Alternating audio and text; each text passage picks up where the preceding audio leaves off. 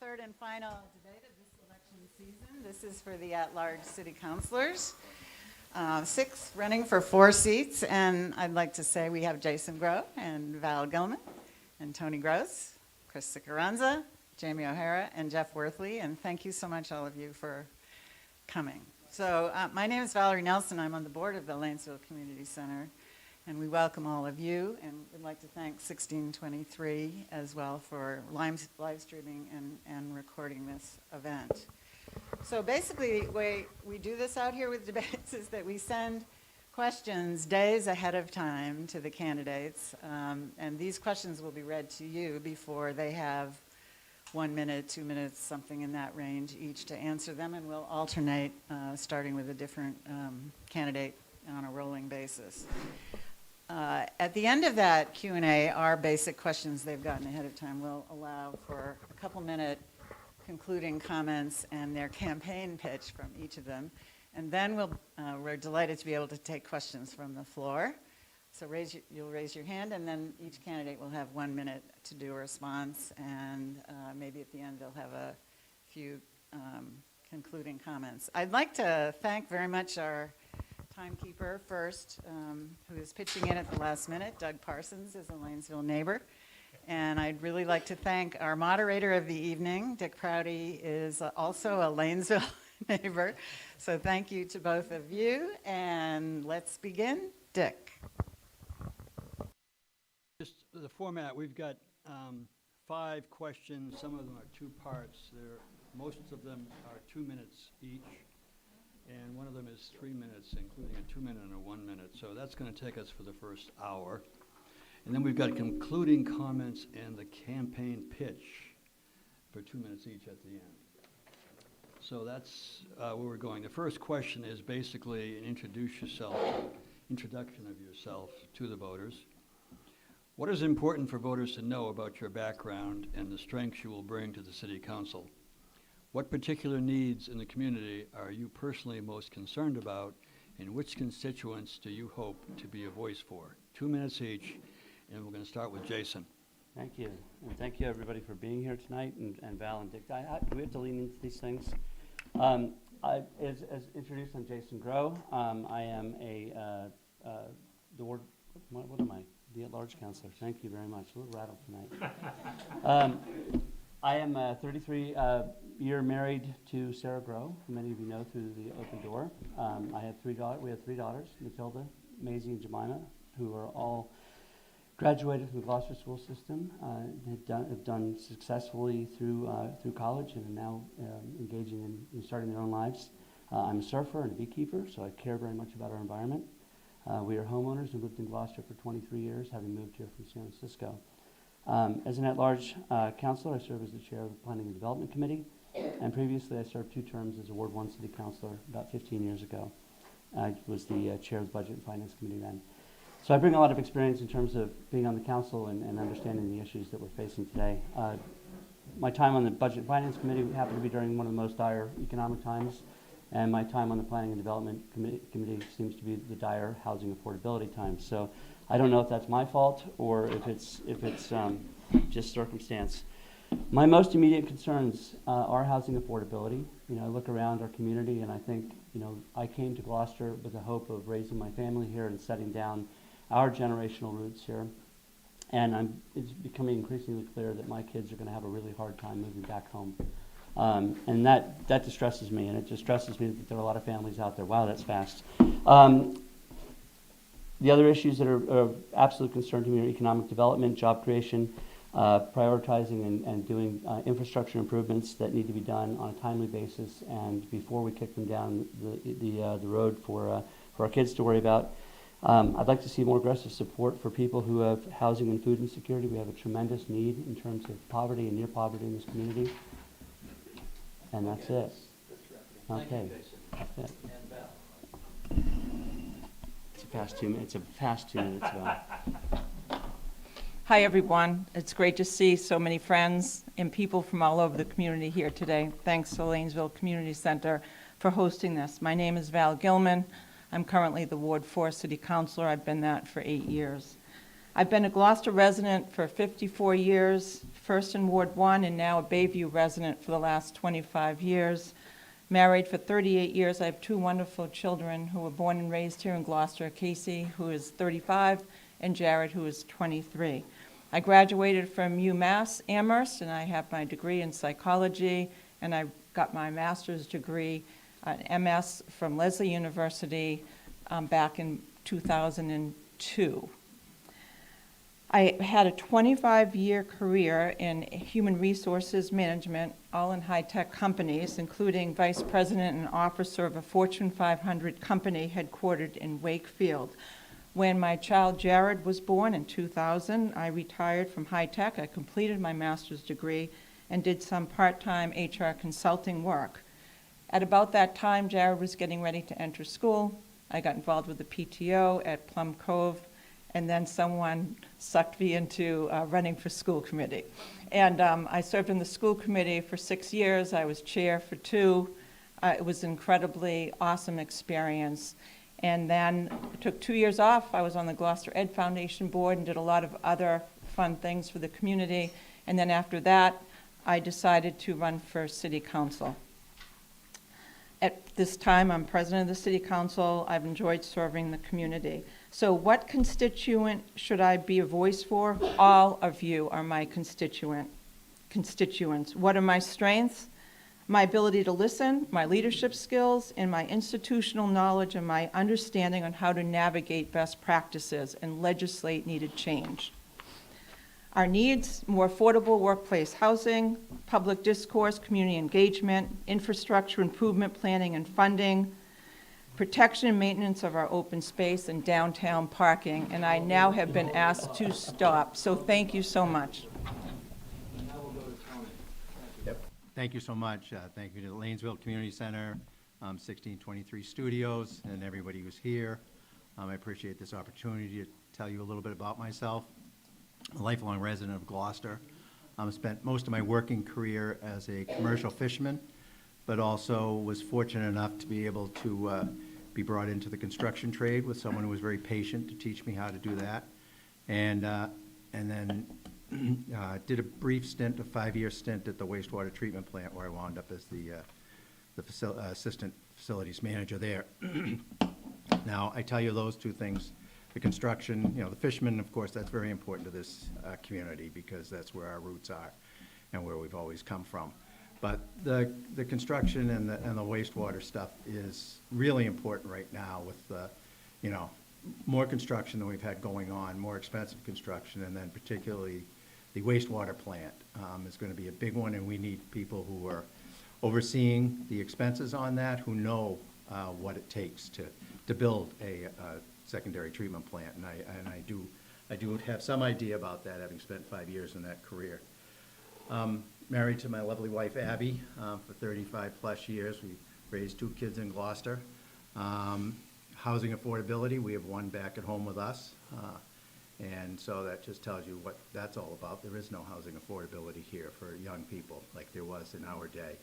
And that's really unfortunate.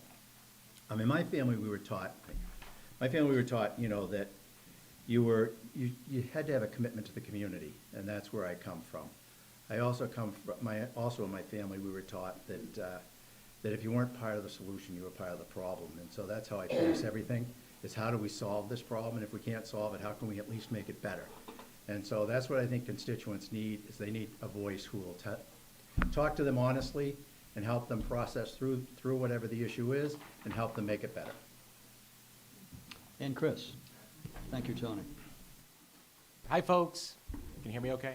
Yep. Yeah. My name is Chris Carranza. I'm running for one of your 4 votes for Councilor at Large, and I'm up here because I want to be your voice. I'll answer the last question first. The role of Councilor at Large is to make sure that they are listening to all voices across all wards, all neighborhoods. I'm proud to say that I've knocked on 2,500 doors across the summer and fall. I've talked to every community over here. That's Bayview, Riverdale, Riverview, Lanesville, of course, too. And a little bit more about my background of how I came to be here. Previously, I was in the city of Salem, where I had a LGBTQ group called Go Out Loud. That's where I met my darling husband, who's in the back of the room here, Frank. And we were the first LGBTQ couple to get married by a sitting mayor at City Hall, by Mayor Safathra Romeo-Taken. I served as the first ever Director of Communications and Constituent Services under her administration. I was proud to do that. We helped work on a lot of things, including social media, timely responsiveness. So communications is a central part of what I want to work on as a counselor at large if I'm elected.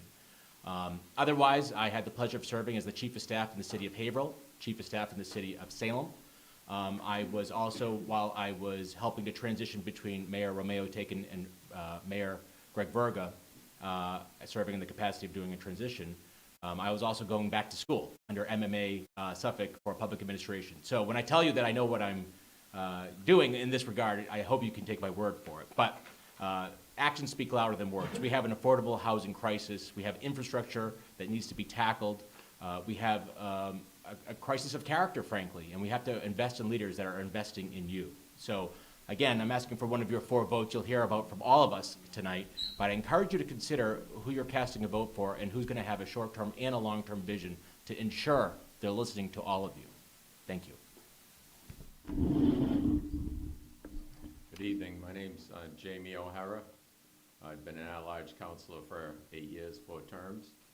I grew up in Gloucester, went through the Gloucester High School, graduated class of 1980, continued at Wentworth Institute in Boston, have a bachelor's degree in building construction engineering. I've been in construction my entire life. That has taken me all over the United States, Puerto Rico, into Canada. I started in 1985 on my first heavy construction job out of state. That was in White River Junction on a fish ladder. I've been traveling throughout the United States my entire career, but Gloucester has always been my home. I was born here, raised here, and more than likely, I will die here. One of the cities that I worked in, I ran a company for 7 years, was Lewiston, Maine. So I'm very touched by what took place last night. I know the area. I know the 2 establishments where the shooter unfortunately killed 18 at this point. I've been watching it since my sister gave me the heads up that it took place. I've been all night monitored the goings on. I can tell you it's very disturbing, and to think that Lewiston is just a mere hour and 45 minutes away. The shooter has not been captured, that could take place, and unfortunately, he could be any place right now. I stand behind the people, as one constituent said. I could be on the moon, but I'm gonna stand up for the citizens of Gloucester. It doesn't make a difference where I am. I return calls, I answer emails. I will stand up for every citizen of the city of Gloucester. I take my job extremely seriously. Those of you who know it know that I am speaking the truth. Thank you. Thank you, Jamie, and now Jeff. Thank you. I was going to, a little note here, to ask for a moment of silence, and I'll be happy to give my time up for that, for the events in Lewiston, Maine, as well as for peace in the Middle East. So if we could do that for a minute or 20 seconds or so, I'd appreciate that.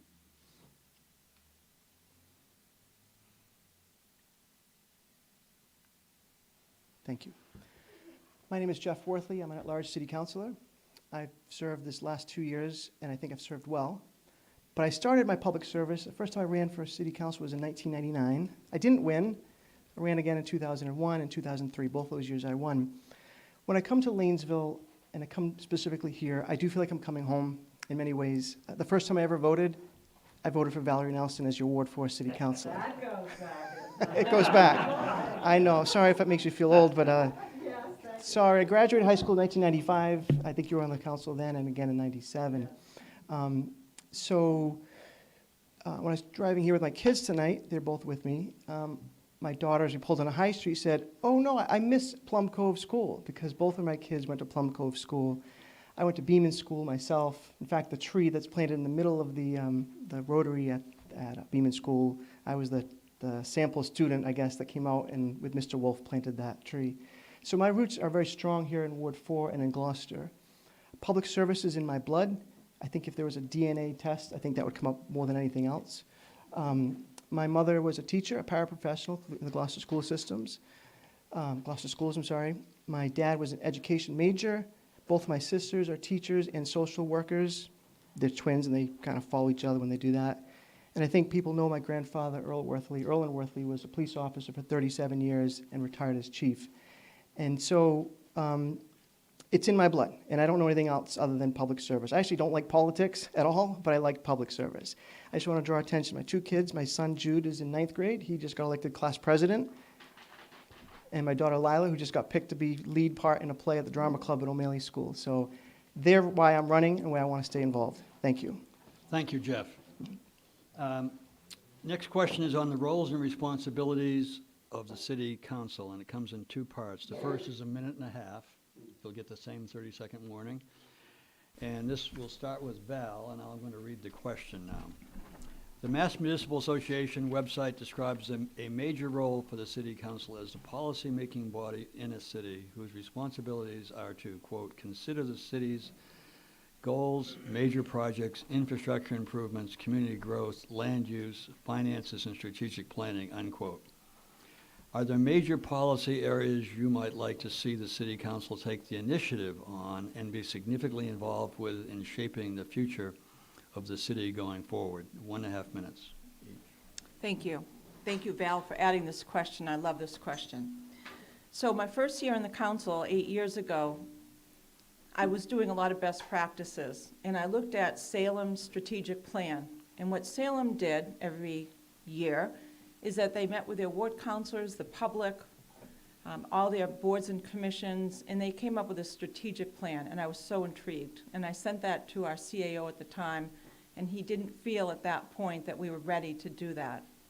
So I think that it's time. I think that this is a great opportunity for us to take things like the comprehensive plan and narrow that down afterwards and become more smart, with SMART goals for all of us. I see us going through this as a legislative group of officials and looking at ways that we can create objectives for us. What parts of the comprehensive plan can we make policy statements? What parts of the comprehensive plan can we come up with ordinances and zoning? And how are we going to hold ourselves accountable to the taxpayers by coming up with measurable, SMART goals so we can really make a difference in the future of the city? Thanks. And Tony, thank you, Val. So I think, it talks about, it quotes the Mass Municipal Association that we are to consider the city's goals. So that just reminds us that we are the legislative body, and we have to work in partnership with whoever the administration is. We have to make sure that there is a good relationship and that we are fully vested as equal partners in negotiating whatever plans need to come through. Of course, we, on community growth, we are the arbiters of the last word on zoning. So that comes through, but that also comes through mainly from the administration through the planning board. They give us that. Land use financing and strategic planning, we get the budget, but we also, throughout the year, we have to approve many supplemental issues throughout and grants. We get millions of dollars of grants a year. And so we need to make sure that we do not overextend ourselves on any of these grants and be beholden to a position or a piece of infrastructure that will tax us later to lead us to have to make cuts elsewhere because we took this grant. So those are just some of the things that we need to do in order to consider all these subjects that you brought up. Thank you. Thank you, Tony. And Chris? So, kind of echoing the council president and Councilor Gross, you have to make sure that you're voting for people who actually know their lane. So I had the pleasure of working in the executive office, working for the mayor's office. I was the interim CAO. And the thing I'm probably most proud of is passing a balanced budget in harmony with the city council. And at a time when it was a pretty divisive time when we were going through an election year, changing of the administration, I think you have to be the adult in the room to make sure that you can still get a fair and balanced budget passed. And I think the taxpayers, as I'm talking to them, they don't feel like they're getting the biggest bang for their buck right now. especially when you look at some of our infrastructure needs, our roads especially. But also having effective communication. I think that's the role of an at-large candidate, is to make sure they're getting out there and having a two-way conversation, not a one-way conversation. So you can have all the plans you want, but you have to make sure that they're being activated in such a way that they're in sync with the belief of the Vox Populi, as it were. So I think that the biggest thing that I would like to work on is communications, if you couldn't tell. And I think that there's a way that in which we can introduce certainly civility, but also making sure that we're listening to all the different diverse voices of our community. And one of the best things that I think about in terms of working on these types of subjects is certainly going back to the MMA, the best practices, but making sure that we actually are thinking about tomorrow's future, and for the short term as well, how we can activate success as well. Sorry, that does go by fast. Thank you, Chris and Jamie. Thank you. As a at-large counselor, my main goal is standing up for the people, the citizens of Gloucester, trying to eliminate waste, trying to eliminate the word corruption was used a number of years ago by Mary Lou Tierney at public comment period. She was gavelled down by then Council President Paul Lundberg. I stood up for Mary Lou Tierney. I didn't know Mary Lou Tierney, but I stood up for her because this is America, freedom of speech. We have corruption in this city. It's no secret.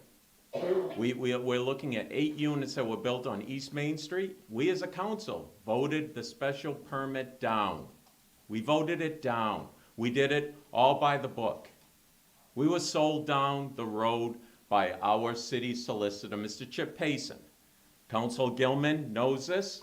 Council Gilman told me he's going away, but we were sold down the road. Corruption exists in this city. I am here standing up for the people. If you want somebody who's going to stand up for you, I'm your person. Otherwise, don't vote for me. But I am here to stand up for the people. Ethan Foreman knows this. He's a Times reporter here tonight. We have in the room Council Tracy O'Neill, Fatima Silver, 33 School Street. We'll get to Fatima Silver at another question, but I will stand up for the people. Thank you. Thank you, Jamie. You're welcome. Jeff? Thank you. So I think one of the major roles of being a good city councilor, and I think all of us have touched on it, Chris has really nailed it, is being a good listener. And there's lots of ways of getting information. I too have gone door to door. I haven't hit 2,500 yet. I'm about 2147 as of yesterday. So I'm catching up to you. I'm getting there. But I think that there's something about, yeah, I'm campaigning, but I'm also listening. I'm hearing people at their place, at their home. I care. I think everyone knows that I care. I think everyone knows that all of us care. Peter Trigian was the mayor of Peabody for 26 years, and I knew him on a personal level. And he told me back in 1999 when I first ran, he said, you know, when you go to City Hall, you're a city councilor, there's going to be 10 or 15 people that are going to be very passionate about an issue, for or against something. You want to listen to them. And he said, you also represent the person who's homesick, home taken care of. He went through a whole list. Elderly parents, taking care of kids, working a second or third job. English isn't their first language. They have a phobia of speaking in public. They're afraid of consequences of speaking in public. And we represent you too. And I think that there has to be a level of trust to say, okay, I'm accessible. You can reach me. You can share your opinion with me. I may agree, may disagree. But you have to trust that we're going to take in all of the points of view, whether they're in the room or not, because we're involved in the community enough to listen to our constituents. All of our taxpayers are the people we represent.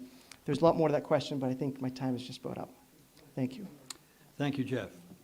And finally, Jason. You guys are quick on the clock there. I think Chris had a really great point, and that is that we have to understand our roles, and we need to stay in our lanes primarily.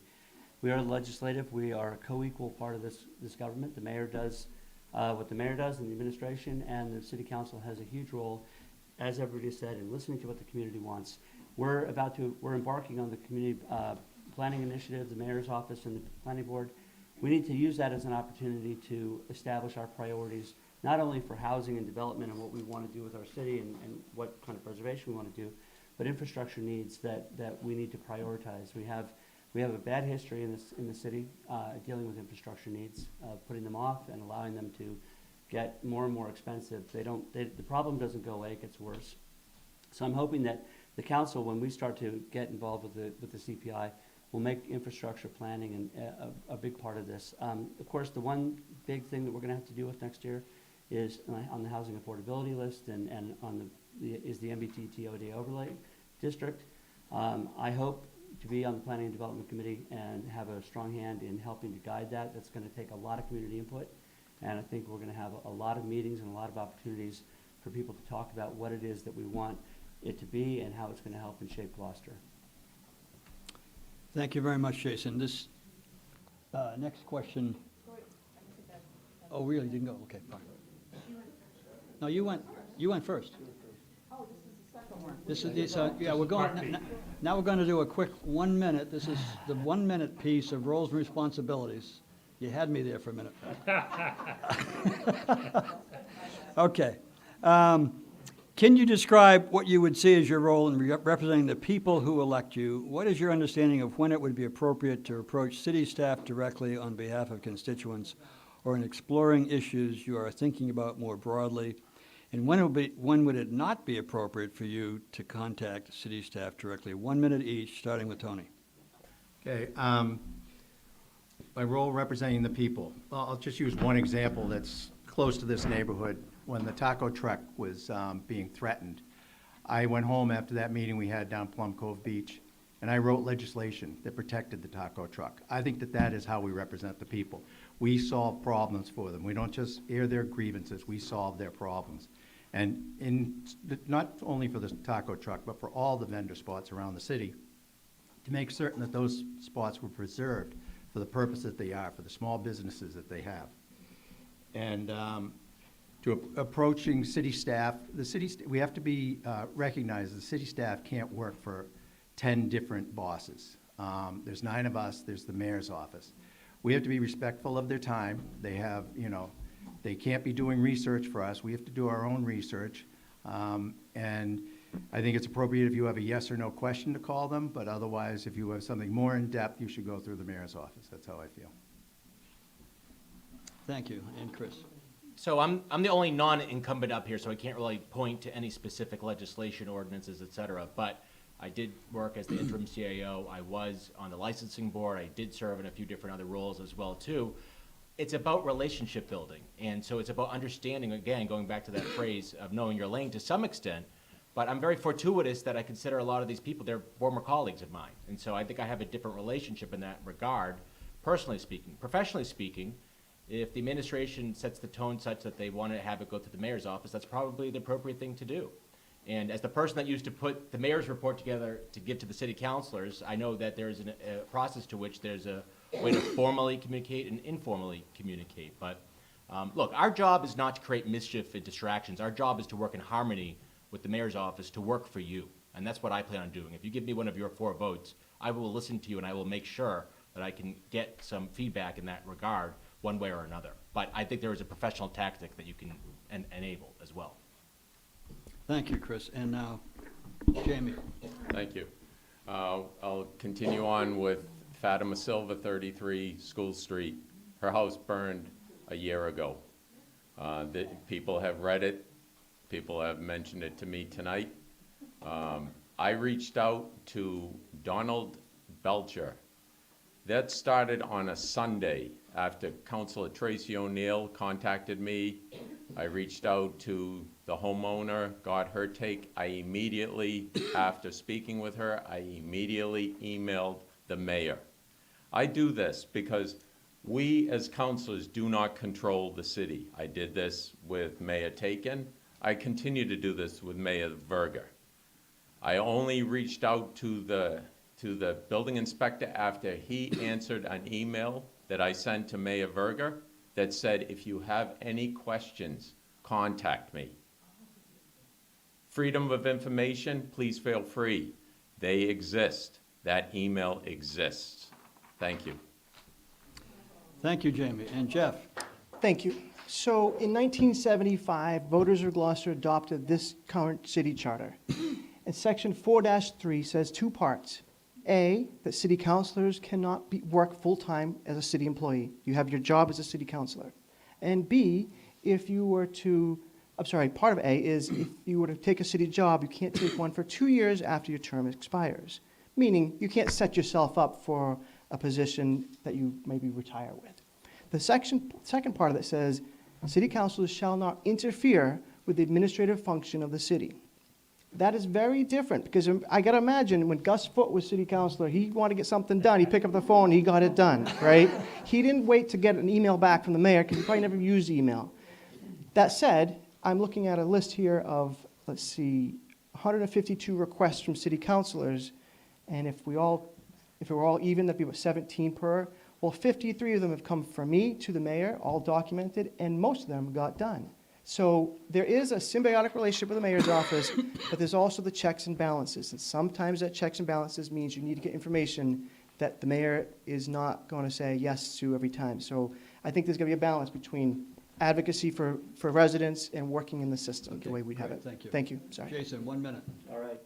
I think Tony and Chris both hit on major points, and that is the first thing to do is listen to the problem. You have to find out what the problem is. And if you know what the answer is, you can help navigate, you can help this person get through the various systems that they need to get through. And sometimes it's just simple as that. But when it comes to actually approaching city staff, Tony's right. They can't add 9 extra bosses on there. If each one of us calls one department head and talks to them for 10 days, that's an hour and a half out of their day. And they've got a lot of work to do. So, respect the protocol of going through the mayor. If you have a great relationship with department heads, it's often easy to get a very quick answer and to help facilitate a solution. But primarily, following the rules through the mayor's office, through the administration, is the way to get it done the most efficiently. And that's the way that I prefer to do things. Thank you, Jason. And finally, Val, 1 minute. So I actually led the taco truck meeting at Plum Cove Beach. We had a microphone, we listened, and we had to have civility through the whole meeting. And I would have to say that everyone in Lanesville did a great job, because it was definitely testy, and we got through it and helped with the writing, with the ordinance changes that Tony took a lead on, because we needed to make a difference. But that was good democracy.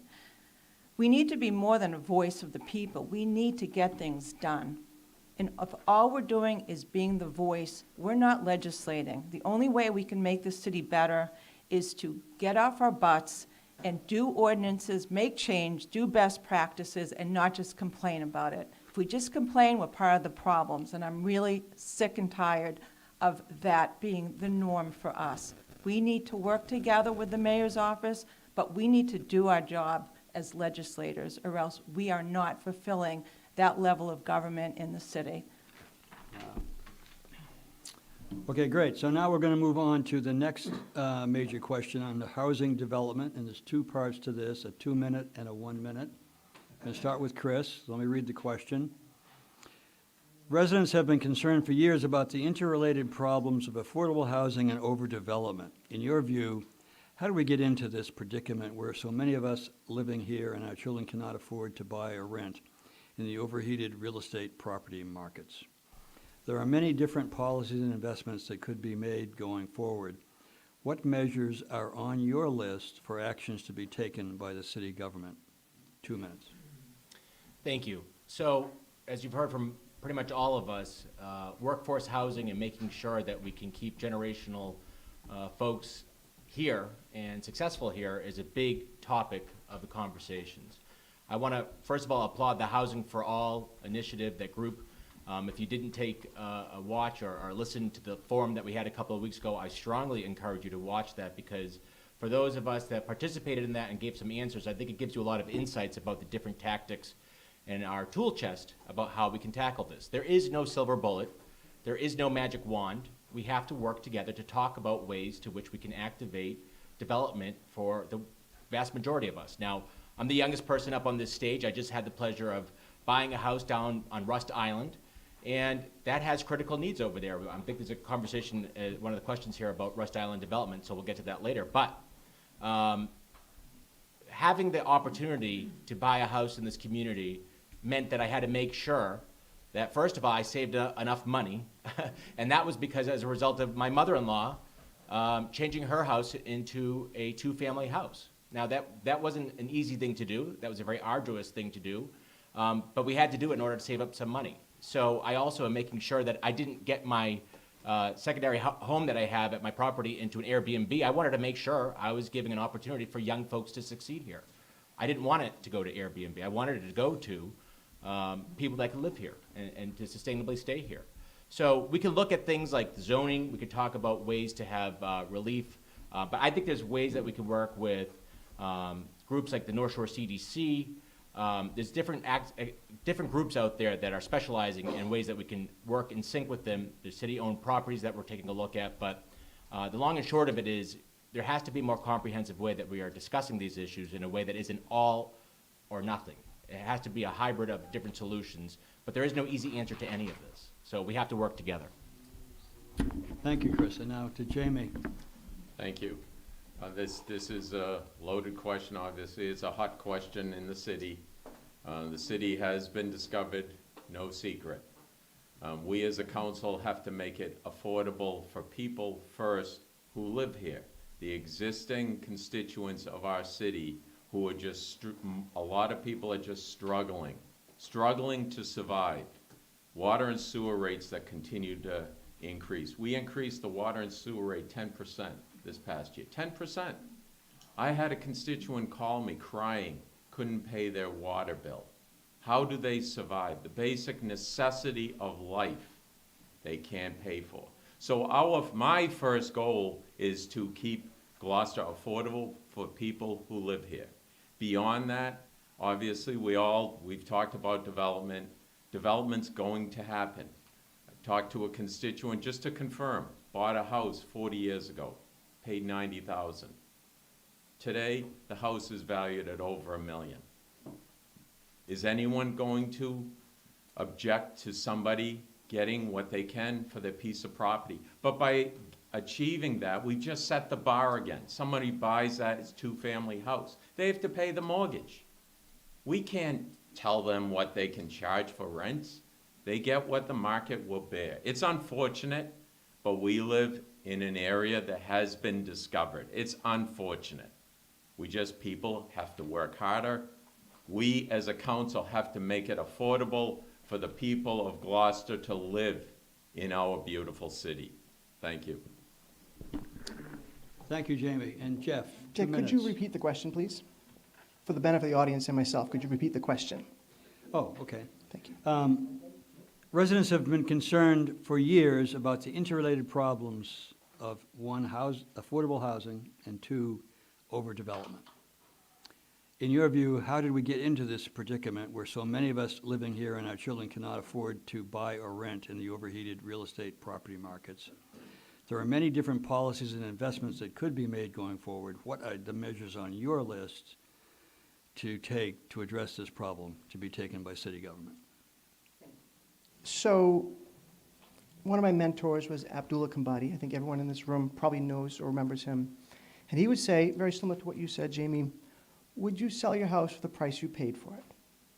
And it causes you to pause for a second because I don't think anybody would do that. So obviously, real estate agents, their ethics are to get the highest value they can possibly get. And I don't blame them. That's their job. And if someone sells their house for a high amount of money, I say congratulations. But it does raise the question of how does the next generation, and I'm looking at them in the back, the second to last row, my own kids, how are they going to be able to afford to live here? So this hits home, okay?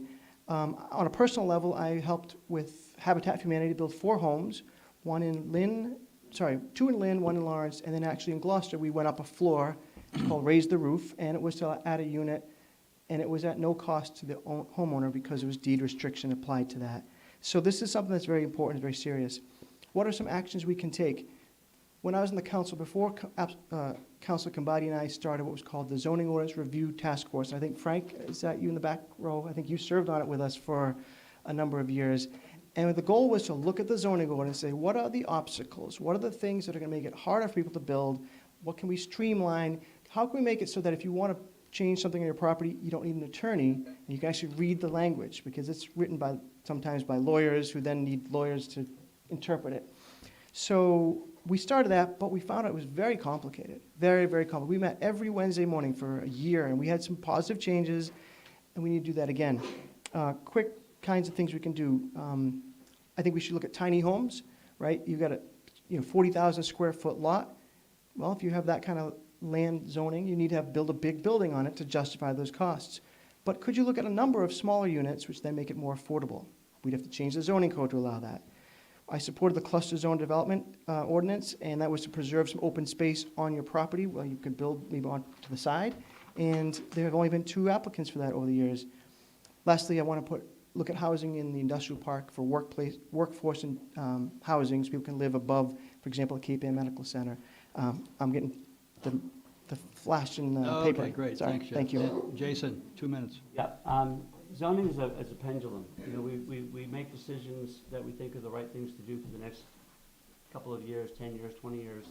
That pendulum swings, and eventually the consequences of those decisions come to root. And we're at a stage where decisions that were made about 30 years ago have finally come to a point where they're now swinging back the other way. And I think we need to be a little bit more aggressive about re-examining our zoning code. I think there are ways that we can look at lot size, lot coverage. I mean, this is kind of in the weeds stuff, but we need to be a little bit more creative about how we allow housing, that we incentivize and focus on creating smaller homes. Not, if tiny homes are great, that's one option, but definitely smaller homes, because what we're allowing right now is the creation of very large, very expensive projects. And what that's doing is it's taking up land, it's pushing people out. I'm at that point in my life where I'm contemplating retirement. And yet I've got 22 and 25-year-old daughters who are contemplating their first homes and trying to figure out where they're going to live. We're at a point where we couldn't afford to downsize our house and move somewhere else in town, stay in town, and they can't afford to buy a house and move back to town. So we've really got ourselves into a pickle where we represent both ends of the spectrum here. And we need to find a way to allow people who live here, who've lived here for their 23 years or 123 years, to stay here if they so choose. And we're going to do that by re-examining zoning and how we use the land that we have available to us. There are going to be some changes. There have to be, because the status quo is choking the community. And we need to figure out a way to release that grip and find creative solutions to the zoning that we have to work with. Great. Thanks, Jason. Val? So housing prices are high because of low inventory. How many of you are disappointed that the Willow Rest and Hooks are no longer here in Ward 4? Raise your hand. Okay. The people there, the owners, whom we loved deeply, couldn't find help to help them run their business.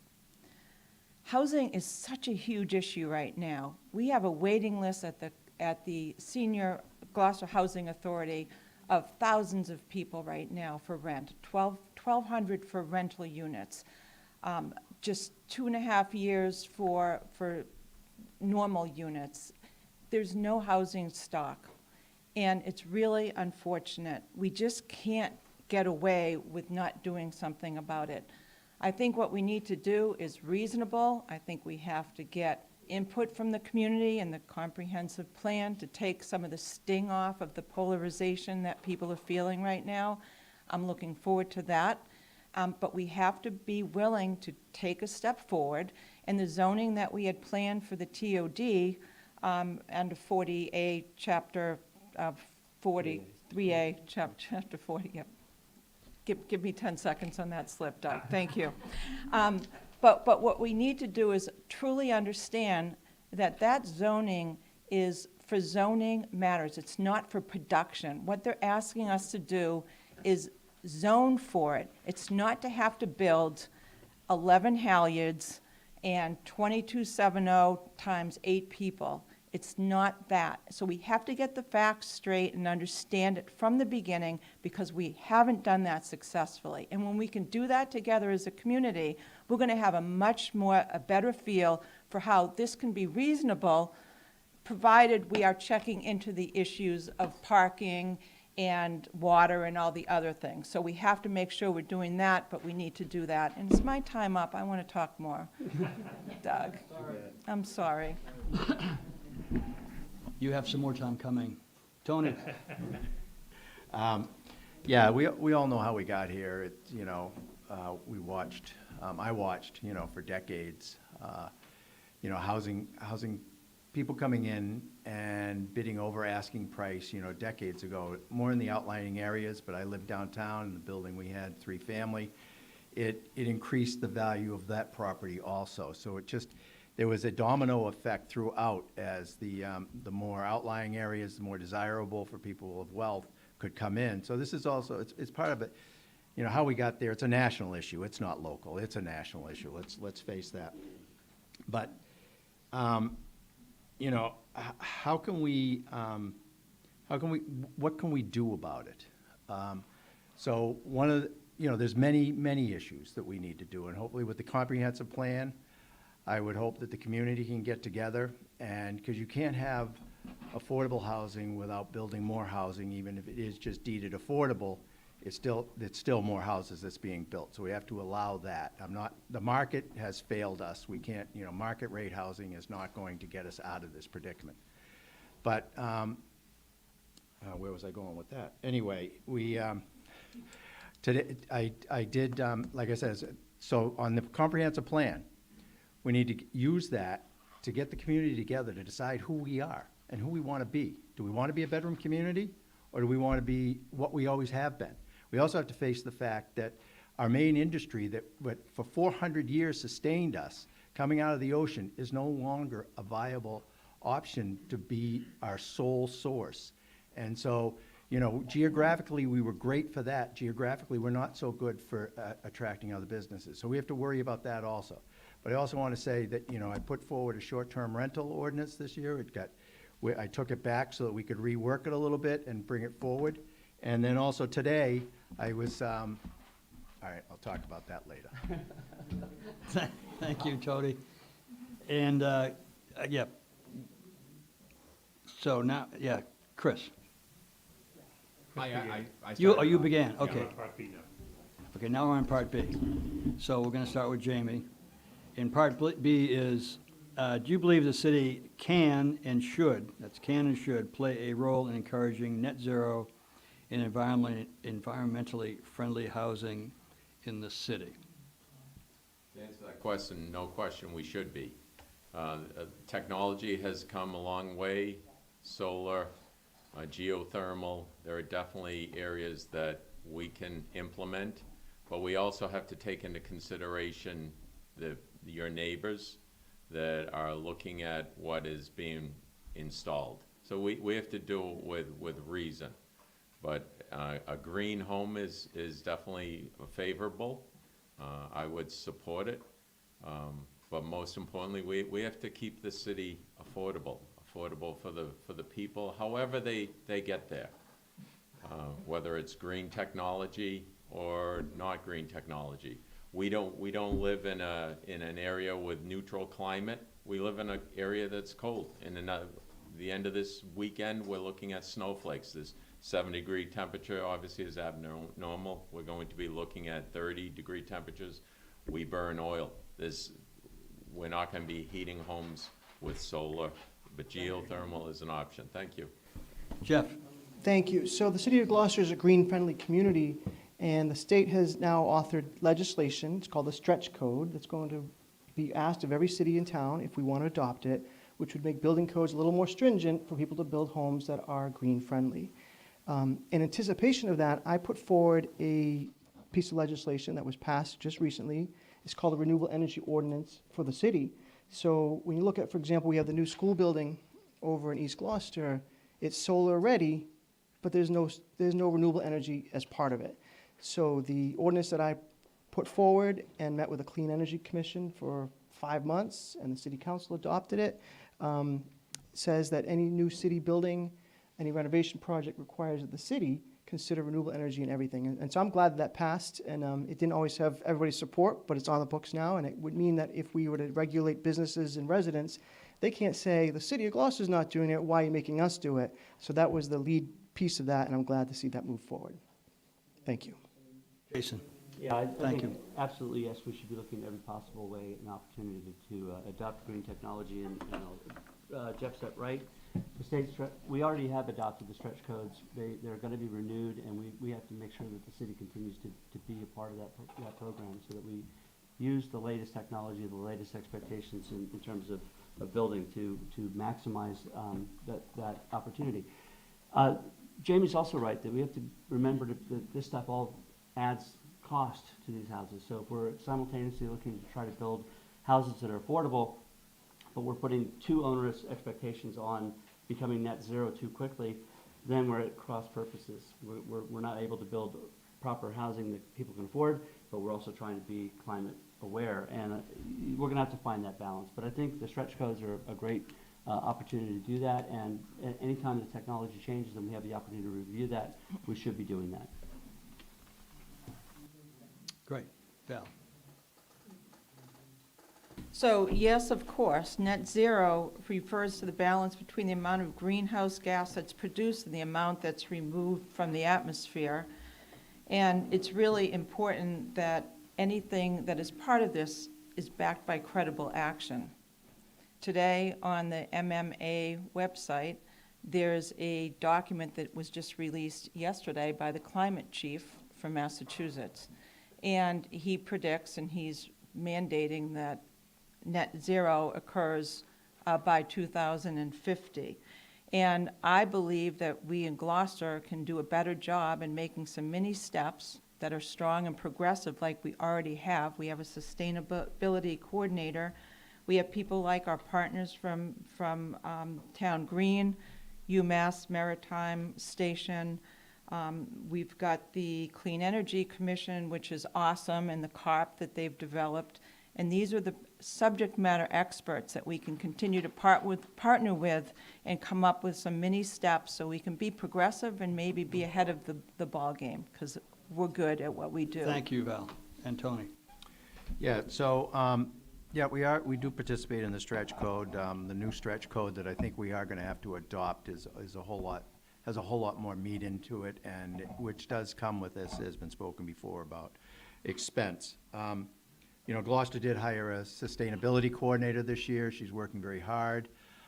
Gloucester residents this year, by being in the aggregate electrical program, saved $4.5 million. So that's, you know, that's a lot of good that happened because of that position that's been brought. When I thought I had more time than I actually have, I signed up to become a heat coach, where people go into the home and tell people about how to convert to electrify, which means the heat pumps or the mini splits, as we all talk about. Most people are familiar with. And I think that in new construction, and particularly if we are involved with building any new affordable housing, we should be looking at these technologies that are no added expense, because you still have to install a heating source in that building. Let me try and get through it as quickly as I can. Okay, so I was endorsed by the Sierra Club, and it's because I have a commitment to green. I actually helped brand the Gloucester Green brand way back when. And so I have a Tesla, I have a Prius, but there are considerations that come with that. And I want to echo Councilor O'Hara about the value back to our citizens. So one of the things I'm not a fan of is, for instance, you've heard discussion about getting rid of gas stoves. I don't want seniors to have to pay more money to get rid of a gas stove. I very much worry about that. I think there needs to be incentives from the federal and state government. They need to lead by example. And frankly, when it comes to like carbon tax and everything else, that's really a much bigger issue than Gloucester locally. So I worry about you as an individual making sure that you can get by day by day here. Our poor seniors are being priced out, as you've heard, so making sure that we're not doing anything onerous. But no one up here is going to tell you that you shouldn't be investing back into your environment. No one's going to tell you that we shouldn't be looking at coastal resiliency. We're all going to agree that we can do the very best for our community because it is a beautiful, scenic, amazing place. We can't have a blue economy if it's all polluted. So we're all going to agree that we can go green, but how we do it is going to be different. Okay, thank you. So that wraps up the net zero green question. The next question is about city spending, and we're going to start with Jeff. A lot of demands for city capital projects have been arising recently. Work on private roads, new water lines to Rust Island, another consolidated elementary school, Plum Cove and Beaman, rebuilding the DPW building in a flood-prone area, cleaning up the creek at Good Harbor Beach, moving the compost pile at the entrance to Dogtown, and more. And the gorilla in the room is a potential $150 million bill for upgrading the wastewater treatment plant to secondary treatment standards. Adding this infrastructure burden is our unfunded pension system debt of approximately $150 million. What are your ideas for how we can manage our way through these competing demands, because we can't afford them all, on our tax base, and how would you propose to involve the public in setting priorities and not just approving one project at a time on a piecemeal basis? 2 minutes. You said we have an hour each? Is that what you said for that question? Because there's a lot to that one. You got to give the overview. Yes, no, it's all good stuff. So back in 1999, the city started the Plan 2000 effort. It turned out to be Plan 2001 because it took us that long. And I was happy to be part of it. I think I would call myself a disciple of Janice Deludo. We had 59 public meetings, and I was the scribe at each of them. I didn't realize the lessons I was learning about public participation and setting priorities. I also served on what was called the Plan Implementation Committee. But the problem is that we have no matter how perfect the plan is, it has to survive multiple administrations. So since then, that was Bruce Toby that kicked it off, and we've had 5, 6 mayors since then. And obviously a mayor comes in and changes priorities, understandably, but there's got to be this sort of, the train's going to be moving forward on these infrastructure projects that we've been putting off for years after year after year as the price increases. It feels like we've been on a roller coaster sometimes when it comes to what is the most important priority today. We heard last night the mayor said that the sewer treatment plant is not $150 million. He said $200 million. We haven't yet seen anything come to the council on what the bill would actually be, so I can't speak authoritatively about what that cost is. But to go up, a year ago he said it was $100 million, 150, now $200 million. So we need to get a grasp on what that really looks like and what that entails. We have a capital improvement advisory board, which I think he's repopulated, that needs to look at long-term planning. So there isn't, again, a new mayor or same mayor, new council. We can't keep shifting priorities like that. Going a couple quick notes here. Okay, I think in city spending, I think fairness is the most important thing. Now, fair isn't always equal, right? I think we've learned that in lots of different ways already, even this presentation at the city council meeting last night. So we have to try to say, okay, what is fair to people who've paid for betterments out here in Lanesville? Should they be subsidizing other projects? Or do we say that wasn't done right then, and at some point we need to say, okay, what are we looking at going forward? There's got to be the context of what's the best thing for everybody, and that's hard to figure out, honestly, but listening is the key piece. Thank you. Thank you, Jeff. Jason, 2 minutes. I'll just follow up on that and say that sometimes, unfortunately, the best thing for everybody, you can't get the best thing for everybody. There's too many divergent needs and issues. But, you know, good legislation is hard, and making decisions is hard. And too often, we've had councils and mayors who've done their best to avoid making those decisions. And as Jeff has alluded to, a project that was $100 million 2 years ago is $150 million last year, is $200 million next year. If we don't begin to act on these projects and prioritize them in terms of getting them done as soon as we possibly can and in the most financially responsible way, they're just going to keep doing this. And the problems that we're inheriting now are not were problems that were 20, 30 years down the road before we even, most of us were even aware of the war problems. So we've got to stop kicking the can down the road. I know that sounds kind of trite, but the fact of the matter is that, you know, if you have a leak in your roof, you fix your roof, you don't get a bigger bucket, okay? And we've been spending our time getting a bigger bucket. So, you know, I hope that the community, the CPI involves the whole issue of infrastructure priorities and improvements. Our roads are a mess, but not necessarily because we haven't been paying attention to the roads. The roads downtown are, generally speaking, pretty good. Those are public roads. We're dealing with a private road issue, and I think we may have come to a place where we may be offering some respite to some people on private roads in terms of trying to get those things done. Jeff is right. There is a fairness issue, but there is a practicality issue that sometimes we have to make decisions that are going to cost everybody, even if they only seem to benefit a few. Ultimately, most of those decisions benefit the entire community. Clean water, good roads, decent, making sure that we're not polluting the harbor with sewage. I mean, these things don't necessarily feel like they're affecting you on a daily basis, but they are affecting the entire community, and we have to be Thank mindful you, of that. Jason. Yeah. 2 minutes, Val. So I'd like to begin by reminding people that we are now fully staffed with our Capital Advisory Board. And one of the things that we haven't done in a long time is have the Capital Advisory Board meet with the City Council and administration and start talking about this in front of the public, because that would be really helpful, because that's an important board that we haven't been using effectively over the last many years. So that's one of my thoughts about involving the public. We also need to be reminded that our bond rating is excellent, and if you ever want to see a work of art, you should see what the annual document is that we get and all the things that we are doing in Gloucester, because one of the things that we don't hear enough of is all the great things we're doing. We always hear about the things we're not doing, but right here I'm looking at a list of 13 major loan initiatives, many with grants that helped us, that has occurred in the city from May 22nd to April 23rd of this year. So there are many things that we've been doing and doing well, but can we do better? Of course. Do we have a lot in front of us? Yes. Aged infrastructure, all of these matters are really hurting us. But I think if we can work together and to keep improving our bond rating, our CFO and our auditor, they are so good at doing what they need to do in order to make the least possible impact on taxpayers' dollars by staging different loan orders at different times, like a mortgage works. And they really do an excellent job. And I'm proud of their hard work. Do look at that document. It is really very important that you see it. It's like a hidden paycheck.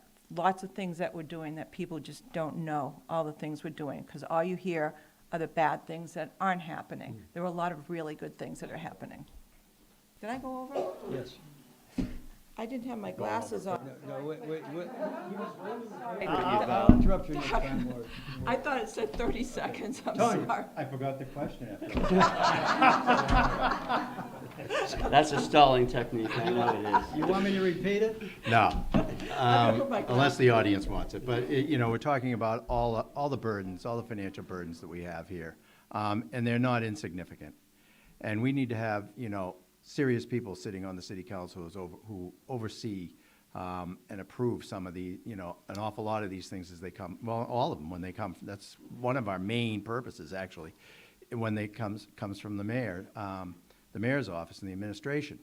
The sewer treatment plant, we could have had it for free in the 70s, but, we can't go, we don't have, a Tesla outside that can take us back to the 70s. So, not a Tesla, a DeLorean. But we, these are things that we have to face. There's also, use the comprehensive plan. We need to listen to the citizens, and they need to know what are our priorities? What do we fix? What do we not fix? And, people talk about tightening the belt and just spend less. Well, there's a cause and effect. Who do we lay off? Which firemen, which police officers, how many, fire stations do we close in order to pay these things off? So, there is a cause and effect. You have to do this intelligently and very thoughtfully in order to get through on this. You really have to be honest about what it means to take money from one part of the budget and place it into another, because you're gonna have a loser on the other side. And sometimes that loser is going to be the citizens, and that's just not okay. Do I have more time? You want me to? You have a half a minute left. I have a half a minute? All right, well, let's get to the sewer treatment plant. I already told you, if you want somebody who can oversee that whole thing going, I'm the one with the most experience on that. Jeff talked about the PERC, the Planning and Implementation Committee for the Plan 2001. I sat on that for several years. So I understand, and hopefully this comprehensive plan, everybody here and everybody in the city will get involved in that to help us with our priorities. Thank you. Thank you, Tony. And Chris, 2 minutes. Thank you. So I want to echo Councilor Worthley in that we did have a lot of change with the change of administration, change of mayors, change of plans, but we do need our North Compass. We do need to figure out our exact priorities. And the theme that you've heard from me tonight is communication and making sure that all voices are being heard. So it's not just saying from Mount on high, we're going to do this just because we said so. It has to be a two-way conversation where we say, this is a priority. We think we should do it in this order. What do you think? Public. And invite that conversation to be a two-way conversation. Because this list, to Councilor Worthley's point, is so long. I mean, I could talk about Rust Island somewhat selfishly because I live there now, alone for an hour. So my opinion is this, by the way, on another thing. When it comes to private roads, we have about 540 private roads. We have 230 some odd public roads. That is very lopsided. Now, I will tell you, having served at the pleasure of the mayor in Haverhill and Salem, what they would do is they would sit down, the at-large, the ward councilors would sit down and say, we're going to pick 5 of our worst roads, and we're going to convert them without a betterment, by the way. I don't necessarily love betterments. I know Councilor Nolan and Councilor Gilman have done a great job of advocating for that, but some people don't have the financial means to fix all the potholes on their streets. They just don't have the means to do that. I think that's the city's obligation. If you have working water and sewer, I think it's the city's obligation to take care of those streets. That shouldn't be a radical thing to say. To Councilor Gross's point, that also means, though, we have to give the DPW more money and support and resources. Where's that going to come from? We are fortuitous that the federal and state government are now working together to get us more for the bigger items. Secondary sewer, clean water is a big, big issue of mine.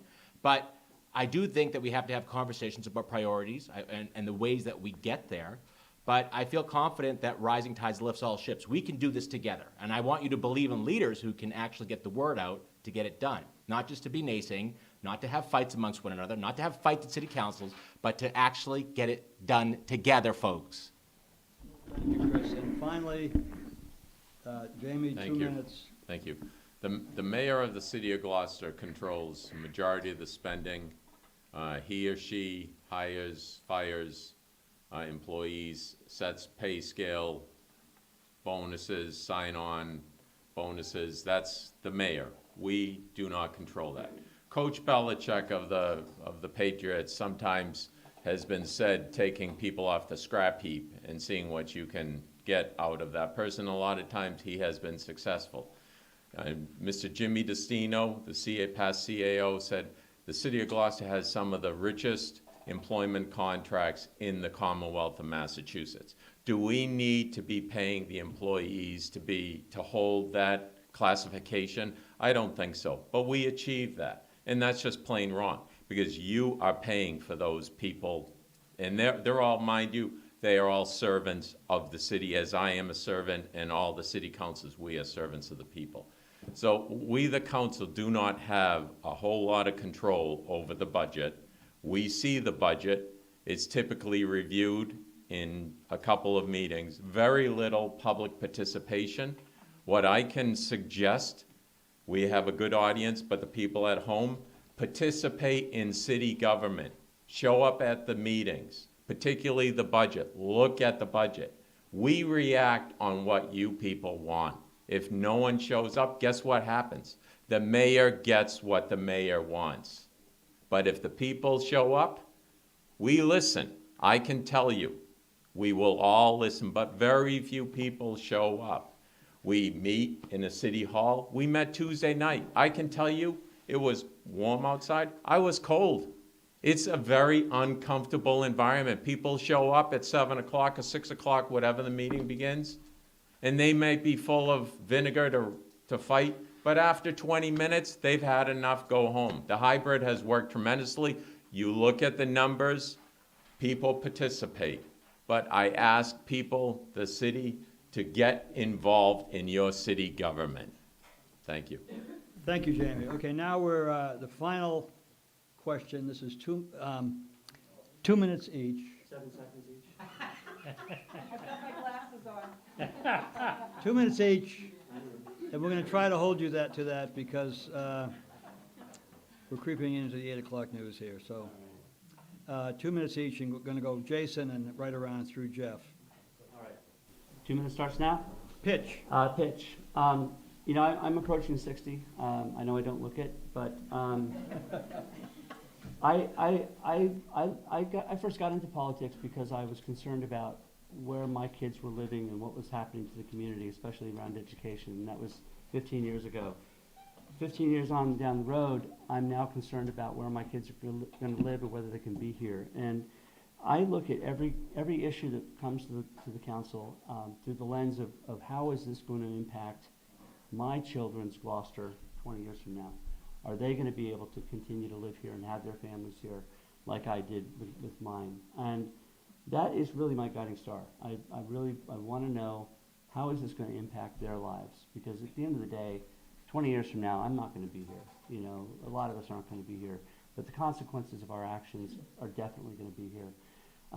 I often take a contrary point of view sometimes, even with issues that people think that I'm all for, because they think the important thing in our process at the council level is to dig as deeply as we can into every issue, to learn as much as we can about what's happening, why it's happening, how it's happening, and should it be happening, and then vote accordingly. Sometimes that means that, you know, I've had people ask me, I thought you were going to vote against that, but you voted for it. And I said, well, yeah, because I needed to find out if what we were looking at was really what we were looking at. And that is really, I think, it goes so fast, the job of the city council is to really dig into it on your behalf, to find out what's going to be decided in your name, and that's what we do.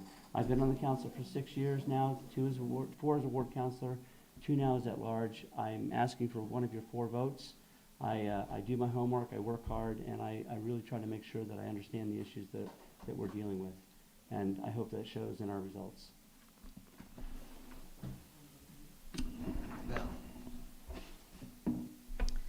So why do you want to vote for me on November 7th? I feel like I can hit the ground running as an at-large counselor. I am so ready to be an at-large counselor. I loved being a ward counselor, but I'm ready to get to the next step because I truly believe that a lot of the stuff that we need to do is legislate, work with the state, work with our state officials, and do more for the city. Even something as simple as increasing the amount of Chapter 90 we get for public road repair. It is pathetic that we only get $680,000 a year for all of our public roads. That is not even close to what we need. We need more like 1.6 million. And that's a problem with our infrastructure. I get this stuff. I understand how important it is. I know how to legislate. I have really good relationships with Ann Margaret and Bruce. I'm on the MMA WEMO group with all the women elected officials in a leadership role. I learned so much by MMA. We have to get over the bridge. We have to know what other municipalities are doing. We need to do best practice. We need to be strategic.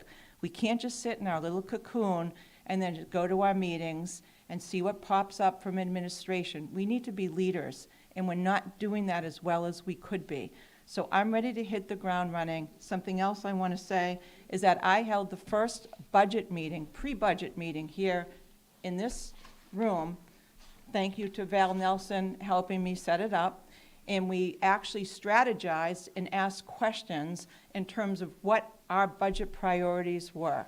And I documented all the results, gave it to the mayor, gave it to Jill Cahill, put it on the agenda so the public could see, shared it with all of the members of the city council, and that is how you listen to people. You don't wait until it's penned, you don't wait till you get the book from the mayor and then it's already too late. You do this type of searching proactively, listening to the taxpayers. I'm good at that.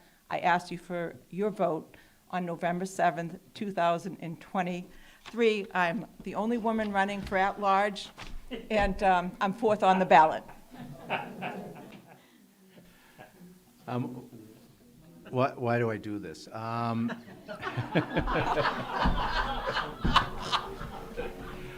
do it because I was taught to do this. You have to give back. It's your responsibility. It's your responsibility to be involved. It's your responsibility to help solve problems, and I take it very seriously. I'm just going to give you one example of something that happened today of how I'm working for you. You know, everybody talks about the adjusted median income and how that affects our housing locally and that we are lumped in with Boston.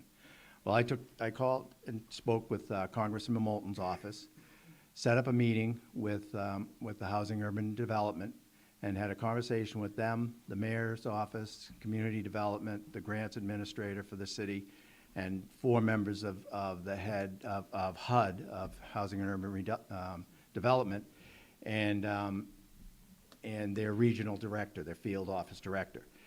And it was very enlightening because there's pluses and minuses to being involved in that. It allows several things, but it also, one thing we found out is there is opportunity for us to locally affect how that works. So it was, it's a case-by-case basis, but it was something that we just didn't, we all complained about it, but I figured I had to find out because the people needed to know. That's just one thing that happened today, and I constantly look for these reasons to work for you and to make Gloucester work better. So please vote for me on November 7th. I'm number 5 on the ballot. I always get a crap placement. Thank you. All right, folks, once again, I am Chris Sikaranza, and the S in Sikaranza stands for Streets, Schools, and Seniors. Hopefully you've heard that message across the community because I've been out there talking to all of you this summer, this fall, and trust me, Gloucester, you don't have to worry about what they're thinking. They will tell you. So people have been telling me about their concerns around their infrastructure, especially workforce housing. But one of the biggest things that you've heard across from all of us tonight is how do we make sure we actually engage in participatory government that works for you? Who is advocating for the taxpayer? Who is making sure you're getting the best bang for your buck? A vote for Chris Sikaranza on November 7th is a vote for good government and a person that wants to do good for you always. So I think that you've heard from all of us tonight. I just want to say thank you to the organizers here again. I want to thank everyone up on the stage because we have to start with gratitude again, folks. The nastiness has got to come to an end. I am sick and tired of it. I'm sick and tired of lawsuits. I'm sick and tired of misinformation, and I am sick and tired of being sick and tired. So don't keep investing in the people that are into mischief and misinformation. Vote for people who give a damn. And by the way, we'll be living here a lot longer too. So I think that our best future together starts today with some fresh leadership. So please, I ask you for one of your 4 votes, number 4 in the ballot, Chris Sikaranza. Thank you very much. Number 3 on the ballot. Sorry. Or number 2. 2 is also good. 2 is also good. 5, 3. All right. Thank you, thank you. Obviously, being a counselor for 8 years, and prior to that, I've been very much involved in the city of Gloucester. People of Lanesville know it from years ago when the fire stations were closed, and you had neighbor Bridget Clary who passed away in her home on a Sunday night. I've stood up for the people for a long time before a city councilor, and I will continue to stand up for the people. There are so many people in the city that unfortunately, and God gifted me, my parents, thank God, they rest in peace, but they raised me to stand up for people. My mother was a huge advocate of standing up for people, and I continue to do that and will do that. There are so many people that don't have the intestinal fortitude. They call me, as I mentioned, the water and sewer. It's horrible what's going on in the city. This is our city, your city. If you want somebody who will stand up for you, obviously you're looking at him. I don't. Obviously, I haven't cracked a smile yet tonight because this is serious business. $150 million of your money, your tax dollar money. We signed off on $300,000 to replace 2 grease traps at the Gloucester High School and O'Malley School. Guess what? They don't even cook anymore. I got a communications fell from the heaven the following day from someone very high up in the city.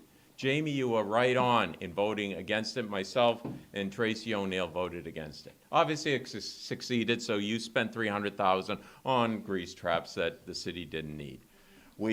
Paving's out of control. The other day, Paul Muniz, Brightside Ave, you've driven Brightside Ave, it's like a thoroughfare. When he moved in, it was a good road. He admitted it in 1998. Today, it's full of potholes. Why? Because the city doesn't elect to fix potholes. You have to have people who will stand up for you, as I stood up for Fatima Silva and Tracy O'Neill stood up for Fatima Silva. I'll take the punches. I don't care. Actually enjoy it. If the mayor wants to try to beat me up, have at it. I don't care. I think I see a little smile there. I take this very seriously. She lost her house as well as the people on Western Ave. We get it. Okay? Yep. This is serious business. You want somebody who will treat the city as a serious item? Throw a vote my way. Thank you. And finally, Jeff. So I agree with a lot of things that Councilor Harris said, but I'm going to smile because I think there's a lot of good things that are happening in our city. And I believe in the law of attraction. If we focus on the positives, we get more positives. So I take this job seriously. I love our community. I hope that's very clear. I'm a disciple, as said, of Janice Toludo. I just want to say, on April 11th, 2022, request to the mayor from Councilor Worthley, request the mayor to initiate the new master plan or update the last master plan. I'm thrilled that he's doing it, and I think that that's going to be an opportunity for us to really engage. We had over 1,500 volunteers participate in that, and we really got a good snapshot of what the people were thinking and wanting for our community, and we need to do that again. And we need to be a little more robust. It can't just be a Facebook post, right? We should be using the thing at the Rotary, with all the signage on there, which should say, meeting tonight. We should be doing door-to-door like I did in 1999, 2000, to invite people to come to these community master plan meetings, because it works.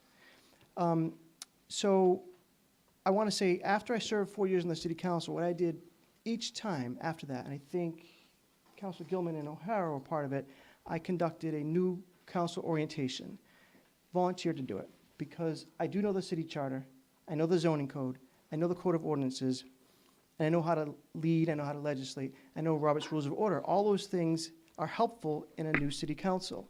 Now, in 2024, there may be up to 5 new city councilors. I'd be happy to help each of them get up to speed. They don't vote my way, there's no quid pro quo, but understanding all the intricacies of being a city council. I've worked with each of the councilors on here, and Chris Sikaranza as well, when he was in the mayor's office, on ways to collaborate, to work together. So if you vote for any of them, a vote for me means they have an ally. They have someone who's going to try to be helpful to them. I want to thank my 2 co-campaign managers, Jude and Lilas, in the back there. So you see all these signs up, you see all the door-to-door. They're pushing me, and they're working hard in the campaign. They might be for hire for next election. I'm Jeff Worthley. I'm from Gloucester. I'm for Gloucester, and I believe in the goodness of Gloucester. I'm first on the ballot, so when you see Worthley, pick that one and then vote for it. Then pick your next 3. I got to work on how to say it. We pick Worthley and then vote for your next 3. Thank you very much. All right, so this, we now get to the audience question segment of the evening. And we're going to, we have someone who's always eager here, so. So I have so they're going to answer 1 minute each, and we'll take questions from the floor, and I will you call on them, and I will run over with the microphone. Thank you.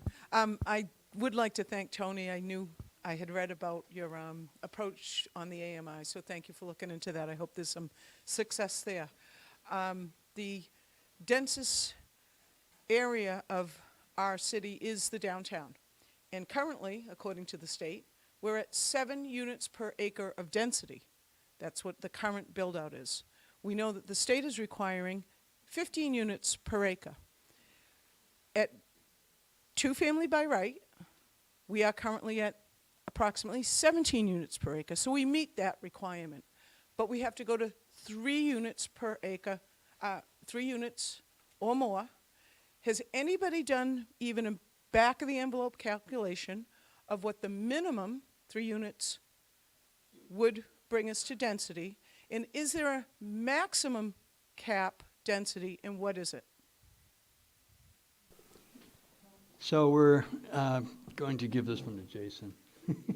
You're not going to get this in a minute, I'll tell you that for sure. The thing to really understand about the 3A law, it is zoning for capacity, not for production, okay? It is as if we're starting with a blank slate with all the various lot lines out there.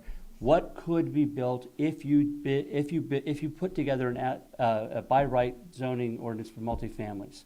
It doesn't mean that you can make a 1 acre lot requirement. You have to deal with what you have. And that's all that we're dealing with here at this point. And no, we don't have a back of the envelope calculation. We haven't been able to have that conversation yet. We did have it during the amendment discussions, and we looked at it. If everyone who could possibly want to do a development took advantage of that, we were looking at probably about 500 more units in the entirety of all of the R5 and Ward 2 and Ward 3. The idea that we're going to be mandated to put 2,270 units in Gloucester downtown is a falsehood. It is wrong. All right, so, oh, 1 minute? Okay, does anybody want to take advantage of your 1 minute each on this question? Oh, you mean it's optional? Come on, make them answer it. Come on. Val? So I serve on P&D, so this particular matter is really near and dear to me. We've attended some outside sessions on this at the state level. We've attended quite a few webinars, and everything that Councilor Groh said is accurate. It's not, this is all about capacity and not production. So when they throw these numbers out, it doesn't mean that's the number we have to meet.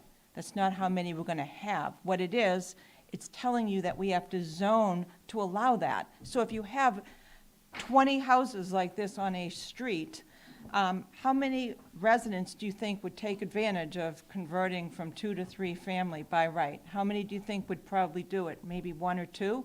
I mean, why? A lot of people don't want to do it because they're happy in their home. They don't know if they want to do it, right? So I think we just have to understand that what we're looking at is again capacity, not production, and that's a misunderstanding we've had. Yeah, I'm not sure. I mean, I know the question was, what was the question? At 3 units per acre, I'm sorry. Well, no, I don't. Family, what would the downtown R5 zone be minimum capacity? On what? Capacity, not production. On all lots or on lots that are compliant or with height and, you know, what, there's so much goes into that I don't know if I can answer it. And I look forward to the comprehensive plan, hopefully having some information on this, because that's a really in-depth question. But I have to agree, you know, the law doesn't say we have to build anything, but it gives the opportunity to build it. And so there we need to make sure that if it is jammed down our throat, that it gets legislated so to the maximum benefit for Gloucester. You know, during the comment period for this, I crafted the letter that the city council sent in for the comments, pointing out, you know, some of the pitfalls relating to Gloucester. And then I had a very lengthy conversation with the architect of it from the Department of Housing and Urban Development. Is that what it's called? Housing and Economic Development at the MMA, Mass Municipal Association Conference. And it was, you know, a little bit of headbutting, but we had a long conversation, and I'm looking forward to seeing what the experts come up with.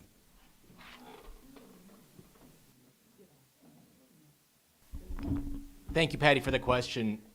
No, I can't give you an answer to that question, okay? That's the straight up answer. I know that you've done your own homework, Patty, on this. I'm curious to sit down with you to see from your perspective exactly what you're looking for, because I haven't had that chance to have that conversation yet directly with you, but you've told me you've created a presentation on this, so I can't wait to see what that's all about, number one. Number two, we're 400 years old, folks. It's no surprise. We've had the same population, 30,000 people. That's not a mysterious fact.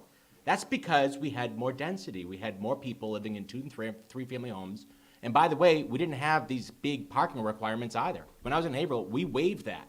So we have to have interesting conversations about ways that we can look at density. But I'm going to be the only one that's not a politician up here. No, I don't know how to answer your back of the envelope question. That's very nuanced, but I'm okay with saying I don't know, and I'm willing to learn.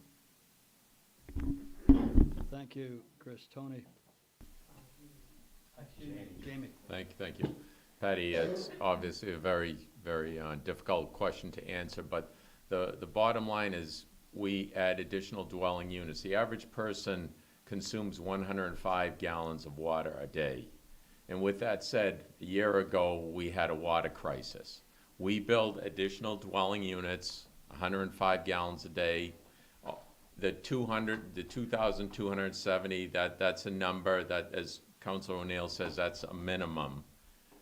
Do extrapolate out the gallons that will be used. We had a water shortage a year ago. You like sitting in traffic. We like to talk about, it's going to be a walking community. Well, that's nice in the summertime, but we know summer will end in another week. It will be cold, and people will be driving. So we have to look at the reality. We have to get emergency vehicles around. They can't move. We live in a city 400 years old. The roads that we drive on today, 400 years ago, were go paths. There's no place for cars to go. So we have to consider, we build, how are we going to get people around? Thank you. Jeff. Thank you, Patty. I'm actually going to agree with Chris in that I don't know either, and we have a lot of work to do. I've mentioned to you many times, Patty, I consider you the 10th counselor because of how much you pay attention, how quickly you're on top of things and bringing to our attention. Thank you for that. So let's just be clear on a couple things, though. I'm going to kind of answer the question you didn't ask. What's sort of our plan with complying with Chapter 3A? The language is clear that it's to zone for a minimum of 2,270 units. And I agree, it's not a mandate to build. I think that's really clear. We're not saying the city's going to build these units, but we also do get what we zone for. So we have to be very thoughtful, cautious, measured, proactive, right? So, for example, I love this community development plan to factor these things in, but it's not going to be done in time, right? The community development plan is going to take a year or longer. And if at that point they say, okay, here's the suggested changes, we'll submit it to the council in October of 2024, we're not going to have public hearings quickly enough to comply with this ordinance. So we need to lead that sooner. Thank you. Do we have some other questions?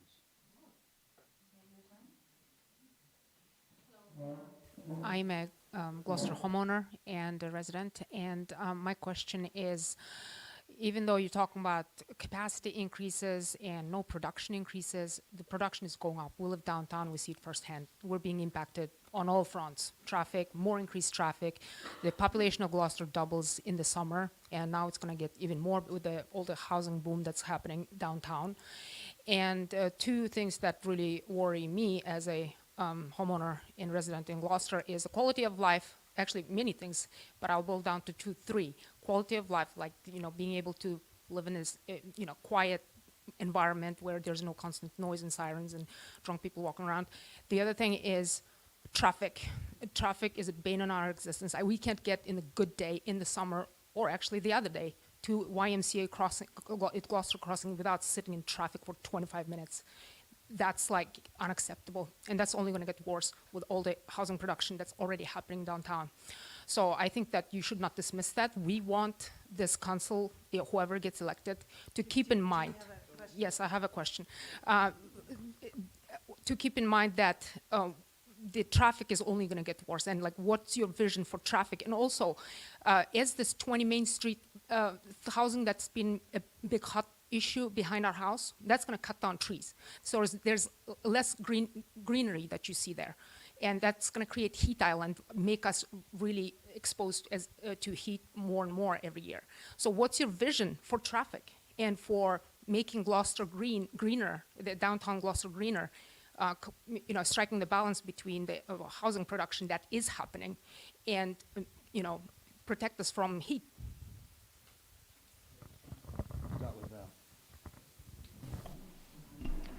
So one of the things that we really need to do downtown, and I know the mayor's office is looking into this right now, using some ARPA grants, is coming up with a parking solution. So I think that is important. I think it needs to happen, and I'm certainly sympathetic to folks that live particularly on that end of Main Street where parking is difficult.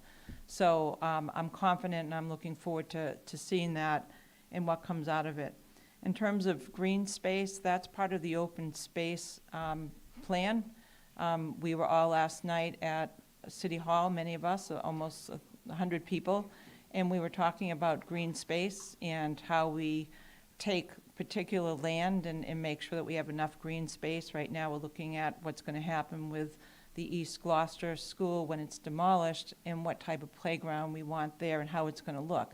And that's a very collaborative effort right now that's going on. So I'm impressed with that. And I think my time is up, so I'm sorry. So the parking study that's being done right now is being done around the business district. And I think what we need to do is we need to, as part of the comprehensive plan, convince the administration that they need to stretch out into the neighborhoods. I, for several years, lived right in that same neighborhood, and I know that parking is traffic everywhere. I try to get out of East Gloucester, in the summertime. But it's, we need to understand that the parking issue adds to quality of life. And so that has to be taken seriously, and hopefully that will be addressed in the comprehensive plan. I'm going to do my best to convince the administration that we need to stretch that out into the neighborhoods. Thank you for your question. Thank you for coming out and asking it. And, I used to live downtown on Cleveland Street off of Maplewood Ave. And I would participate in doing some community cleanups, making sure that the area was safe. But I hear you. And I think that when you're talking about quality of life and relative to transportation, does everyone here have a smartphone? I think they do. Did you download the CADA app? Because for $3, you can go anywhere you want in this city.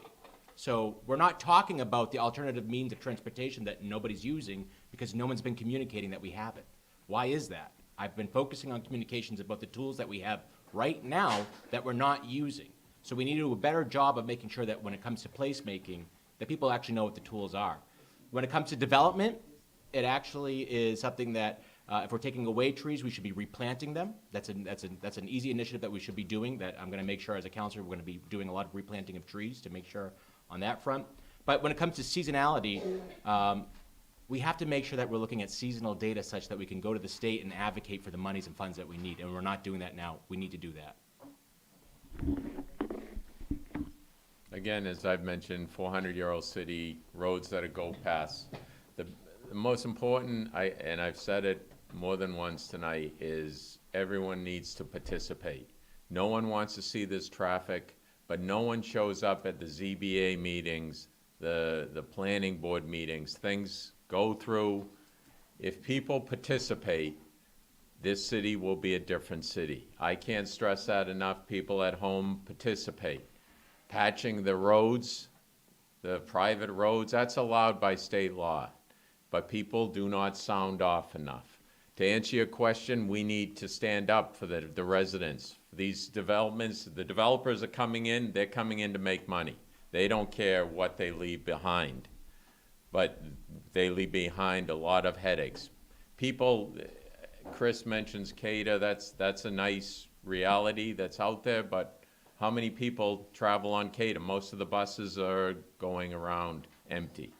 It's not reality. People drive. We need to, we can't build without having parking spaces. We can't build without having a road structure that will support those vehicles. Thank you. Yes. First, thank you. I can't see her, but I want to let her know that I empathize with your situation. And I do understand there's been some notification questions that weren't properly received or sent, and so you have my empathy on that as well. I consider that we live downtown. I live right off Maplewood Ave with my two children. When I first bought the house, we had to shelter in place because there was a gas company, Matheson Gas, that had some sort of gas leak and no one knew what it was. And I worked with the fire chief to have windsocks put on top of these buildings so that we would know at least which direction the wind was going when there was something like that happening. But you have my empathy on the extra construction. I cannot believe downtown this summer had construction project after construction project, including city projects. And I know there's an ordinance that we're working on to say that the street can't be open during certain months unless it's emergency work. But I can't imagine how hard it is. I like the idea of planting a tree for every time a tree comes down. I know the mayor had an initiative to have 400 trees planted for this year. We went to the first one that was planted at City Hall. I don't know when the others are. That 60 seconds goes by fast. My number is on my brochure. You can call me anytime. Thank you. Tracy's got a question. Jason, you didn't get to say anything, did you, Oh. Jason? I'll make it quick. Okay. Here. Just a minute. Trying to save you. Yeah, thank you. I appreciate that. Very quickly. I appreciate everything you've said, and I agree with you. I think Jamie is correct. We have the Comprehensive Planning Initiative. That really is only effective if people from all over the city, and I really point to wards 2 and 3 in this particular case, because there tends to be less involvement, unfortunately, from those wards. And we need more involvement from those wards. So when you're asked to participate, bring up the issues that you want to bring. There is something that we have to be realistic about, in that we cannot deal with a housing crisis without building some housing. Okay, and I personally believe that the entire city should bear some responsibility for this, because it's a citywide issue, and we need to find a solution that doesn't just impact downtown, but is spread throughout all of our districts, and that's what I'm going to be working for.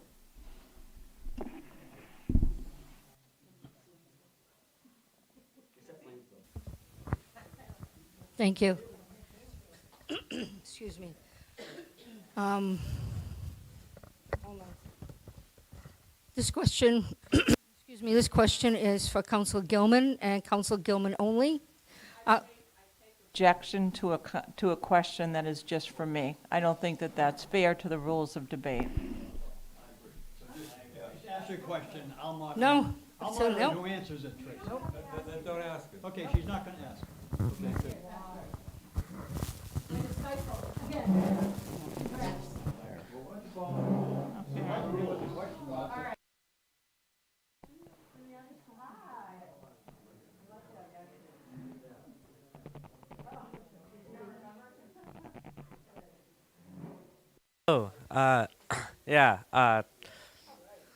Yeah, so me being one of the youngest people in this room right now, I kind of felt like I had to ask a question, and I wrote this like literally just a minute ago.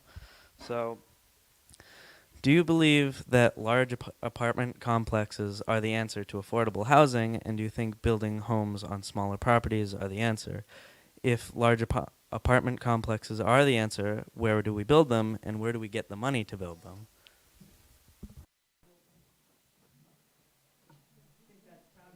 So this is starting with Tony. No, Val did. Oh, no problem. What do you mean by that? So, good question, Jude. The city doesn't build housing. You know, it all depends upon, you know, large apartment buildings sometimes are appropriate in certain areas, and some places they're not. What was the other part of that question? Could you refresh me? Oh, smaller lots?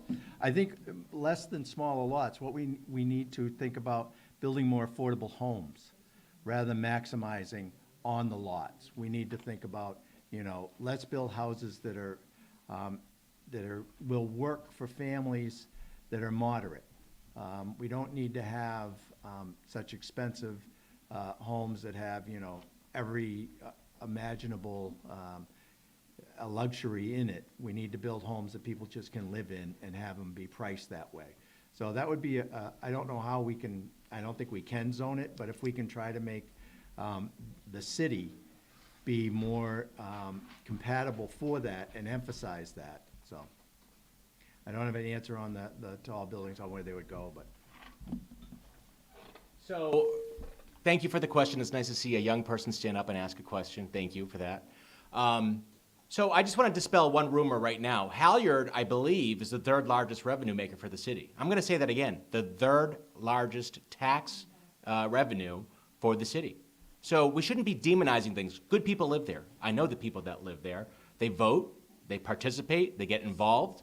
And I think that it's something that we shouldn't be demonizing per se. Okay, everyone has a right to live somewhere. They have a right to actually have a fair rent They have a right to participate in this community. So when we say these kinds of things, I just want to be clear. It's not those people, it's all of us, okay? So let's just set the right tone right off the bat on that, okay? That being said, we have an affordable housing trust. We should be using that to incentivize ways to get North Shore CDC and Harbor Homes, working with the right community partners who can activate success on those different parcels. I like Councilor Worthley's plan about looking into tiny homes. But what we can't do is demonize those versus us and stuff like that. We all deserve housing. We all deserve housing. And please, can we keep the chatter down? It's very distracting over here. It's very distracting, I have to say. Very distracting. Thank you. And for those at home, that question was posed by Jude Worthley, Jeff Worthley's oldest child. Jude is class president at Gloucester High School freshman class, I believe. Takes after his father. Great question, Jude. As you mentioned, you like obviously driving around with your father, and you like sitting in traffic. Not particularly, exactly. Well, neither does anyone else. So we as a city have to consider that. It's nice to build, it's nice to supply homes, but if people can't move around, what good is it? And particularly in times of emergencies, I've already mentioned it. The rescue squad is out nonstop. They need to get from point A to point B. We have to look at the reality of building. It's just plain and simple. But thank you very much for the question, Jude. That was a great question. And good luck with your class presidency. You need to recuse yourself. I'm just going to say, first, thank him for asking a question. Thanks, Jude. But if I were to plant a question, that would have been the one I would have planted. So that was completely unique to this. So I'd be happy to answer it if people trust that I will be sensitive. Thank you. Firstly, there are places in the city where we could go up that you're not blocking views. Now, I'm not suggesting that we spot zone, but if we were to go higher and we did that everywhere, then someone's going to say their view has been lost, and that changes the character of the neighborhood. I've been pushing to look at, for example, the Cape Ann Medical Building, for example, in the industrial park. Could we look at workforce housing where we say, okay, there's nobody's view who's going to be blocked, right? I think it was Bob Gillis who told me the reason why this worked in Beverly is because they worked on housing in an industrial park. There were no neighbors to complain, basically. And I'm not suggesting that people don't have a right to complain, but if you were to say we're going to go up higher, they're blocking a wind turbine? They're not blocking any view. So that would be perfect an example because they're closed at 5, people are leaving, people coming home from work, and they're living above those buildings. Now, there's building code issues. That's an example where a higher building would not have any impact. I do think, though, that smaller homes and incenting that through our zoning code makes more sense than anything, because we could put a house where our garage is, because it's an accessory dwelling unit that passed a few years ago. Anyway, you're not the youngest person in the room because your sister's next to you, and she's a year younger. Jason. My answer, Jude, and thank you for asking it, is yeah, there probably are places where we can put higher buildings. Halyard is absolutely perfectly fine where it is.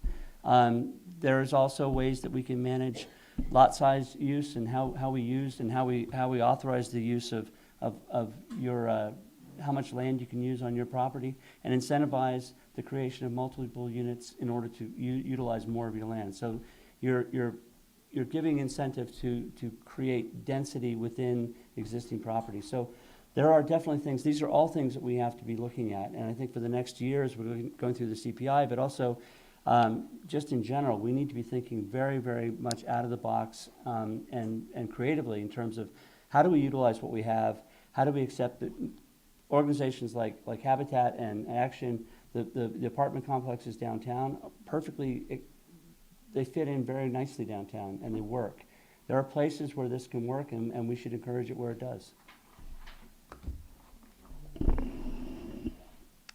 Jude, not only are you president of your class now, you really play a mean trumpet, so we appreciate that. You're very talented. What I just wanted to say is in terms of high-rises, neighborhood character, not sure how well those would be accepted here in Gloucester.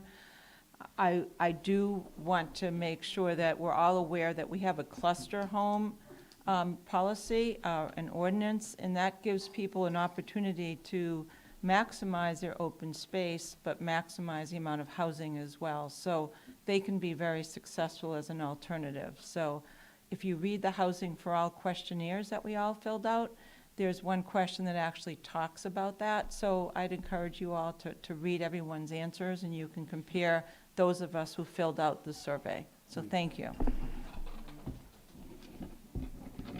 So maybe one more question. Is there one more question for anybody?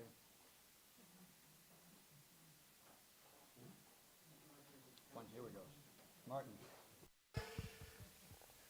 As a citizen and very interested in citywide conversations, especially amicable ones, what I would really like from the civic leadership is the opportunity to try to sort out what are the nice to have things in Gloucester versus the have to have things. And there are innumerable nice to have things, but the have to have things, some of those are tough. So I would look forward to leadership to bringing that into the public conversation so that we can do the things that we really have to do. Well, Have to have things? yeah, certainly a prominent one is a sewage treatment plant. That's not on anybody's list, but what are you going to do to bring forward the have to have questions?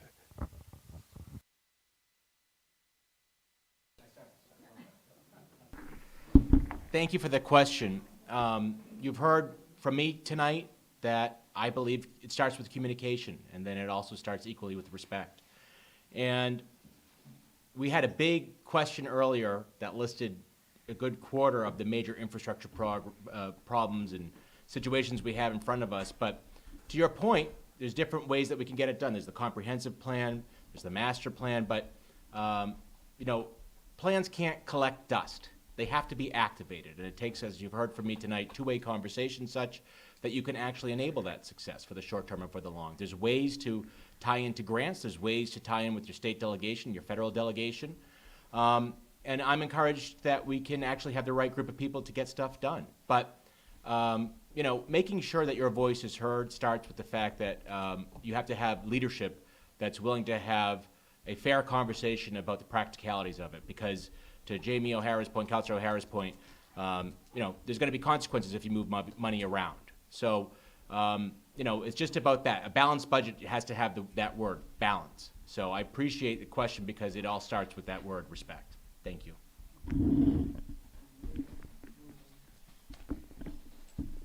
The projects that happen, the sewer treatment plant, which is an EPA mandate, has been out there for years. That we as a city, we've been not addressing. We need to address it. The reality of just providing the basic necessities of what people want is, all of us have listened to the constituents over the years, knocking on doors, people calling us. People are looking for basic needs, the patching of potholes, picking up the trash. We're coming into the season, plowing snow, having sand and salt available. We have a statute that you have to shovel your sidewalks off. Obviously, we all know how much snow we get. Sometimes we don't get snow, other times we get too much snow.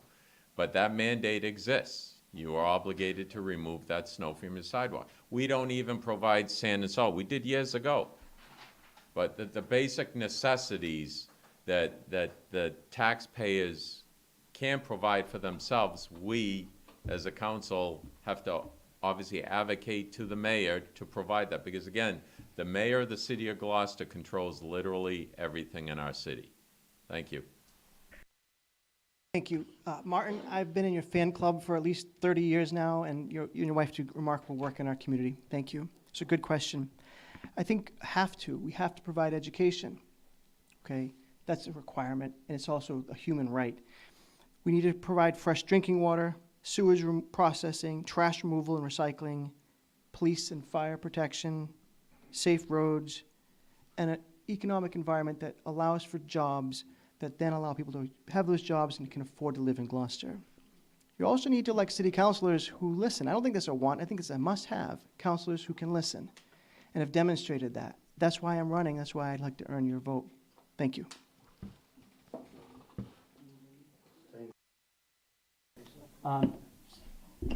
So you're absolutely right. There's a lot of things that we have to have and a lot of things we want to have. And I think that as we prioritize the have-to-haves and begin to peel down on those projects and finish them, working on the housing affordability, working on infrastructure improvements, working on making sure that our schools are the best in the area, will generate the kind of economic development that will begin to let us have the things that we want to have.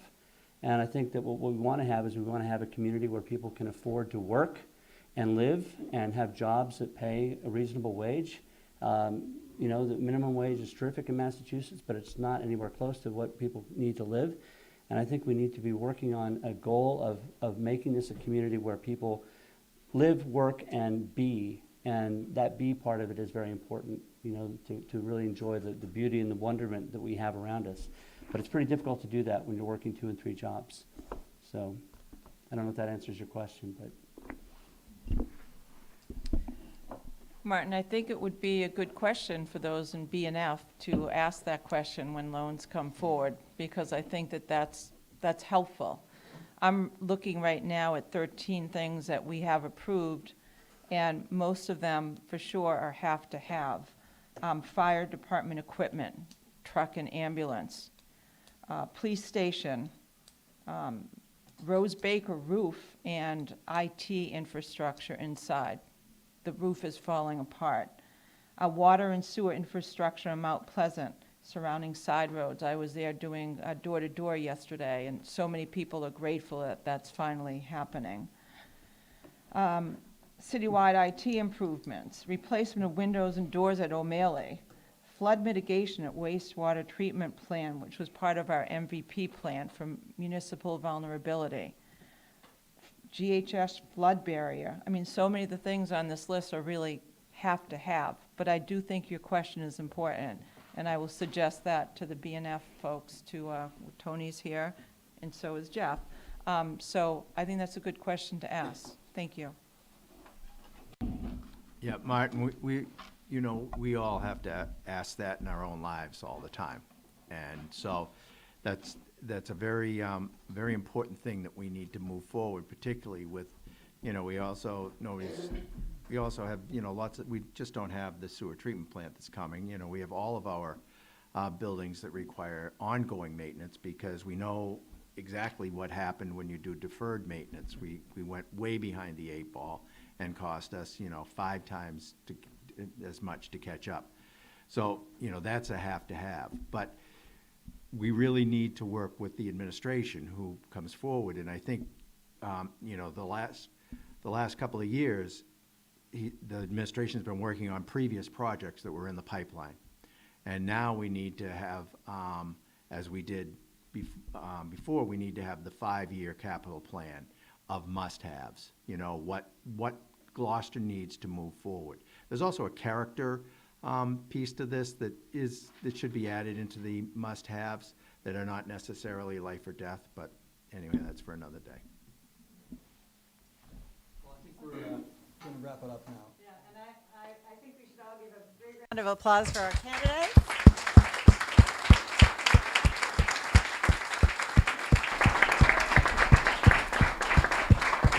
And I might add, I hope you were applauding a terrific audience once again. So thank you for coming. And there's a recording that will go up if you want to look at this again. Thank you. Can I have one of those? I went to open it. Good job. Good job, Jamie. Tony. Thank